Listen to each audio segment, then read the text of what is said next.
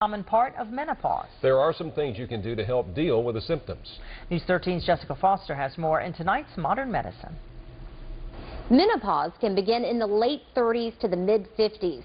Research has shed light on some of the natural things women can do to conquer the change of life. Hot flashes, the fogginess in the head, not knowing what I'm supposed to be doing next. These are classic menopause symptoms.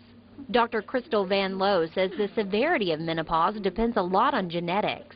Most women want to know, is this normal? Why am I feeling crazy? What's happening?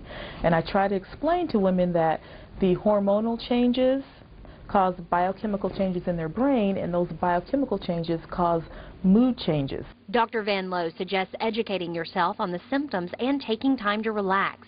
Layering clothing and adjusting the air conditioning can help women deal with hot flashes.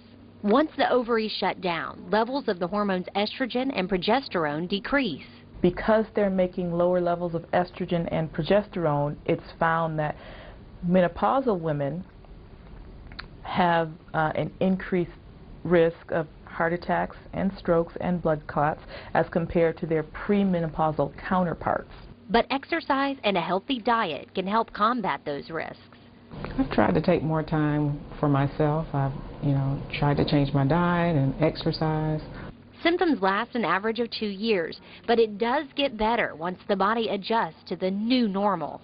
The body reaches a new equilibrium where, at that point, your body begins to understand that, okay, this is the new normal for me. This is not something strange. I've always believed in the adage, this too shall pass. So riding the storm, and I'm going to come out the other end, hopefully intact.